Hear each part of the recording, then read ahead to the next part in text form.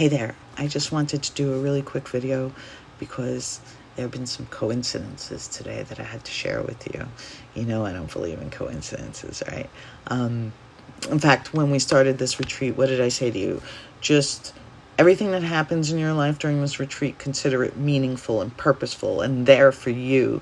And there are no coincidences.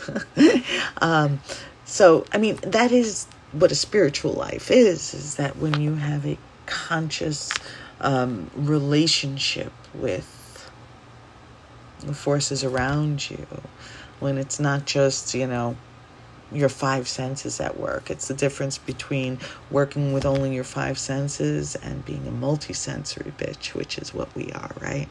The world is alive. The world has more meaning. You see that everything is interconnected and meaningful, and there is a higher purpose. That is what it means to have a spiritual life. And okay, let me shut up. So all these coincidences happened this morning. I get up and I woke up with a horrible headache, but really that has nothing to do with it. So I wake up and I look at the messages in the group, and Amber posted the new lesson about choice.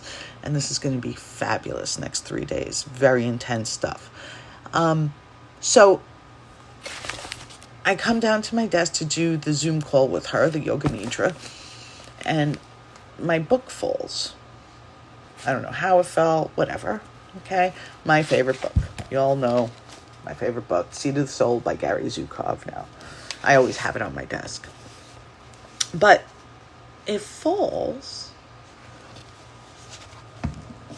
on this page.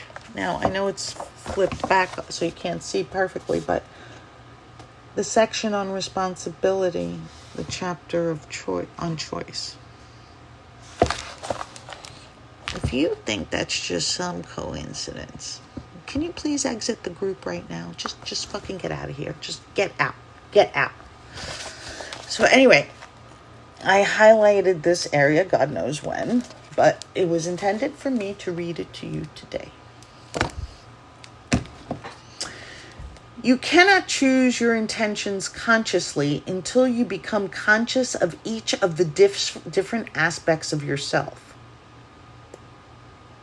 If you are not conscious of each part of yourself, you will have the experience of wanting to say or to intend one thing and finding yourself saying or intending something else.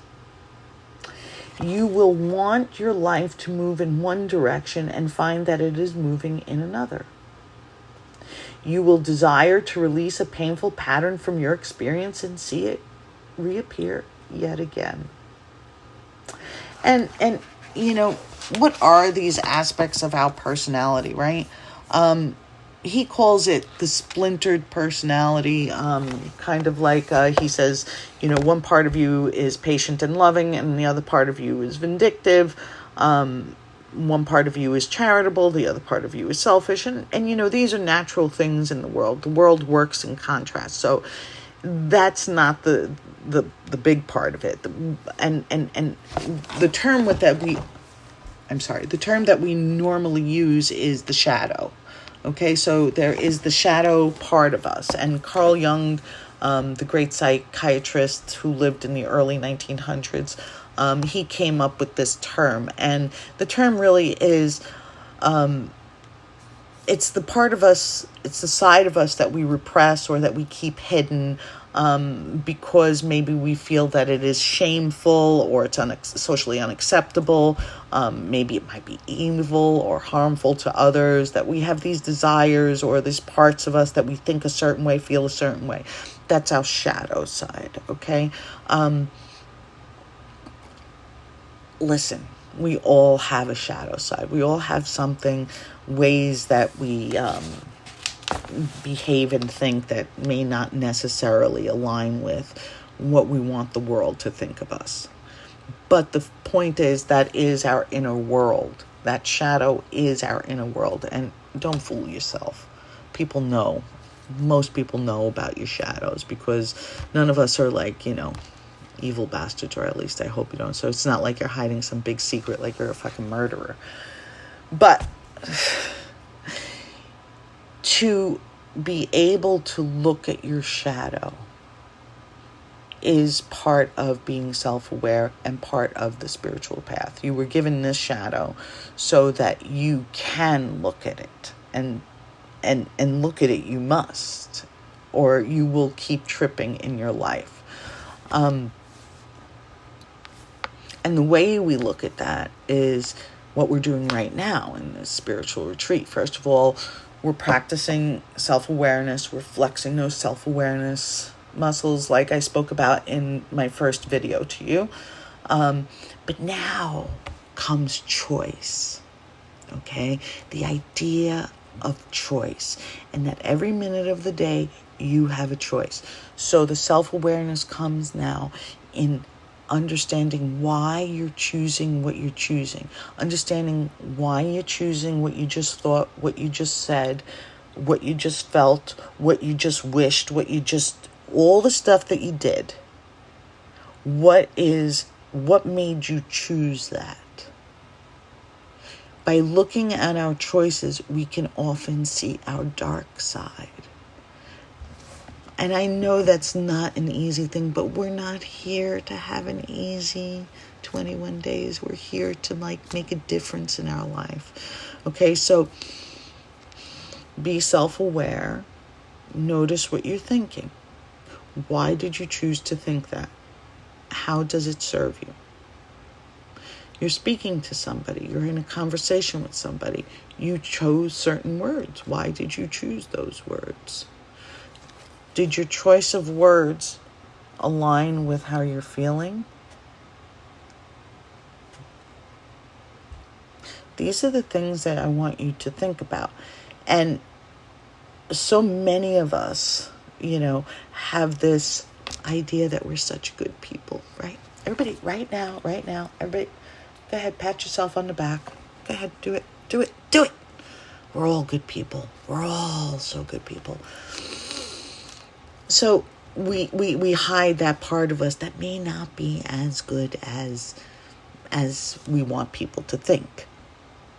And our dark side could be something like feeling entitled, or feeling right, or feeling better than somebody else, or, and these are the sort of things that we go unconscious with. I mean, I know that that's often a problem of mine. I think that something's unfair, or it's wrong, and, I get all fucking flustered with myself, and I become high and mighty, and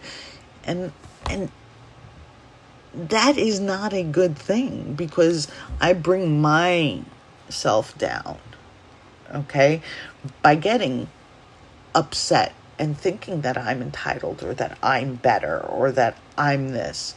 If there's a lot of conflict in your life, you need to look at the common denominator, okay?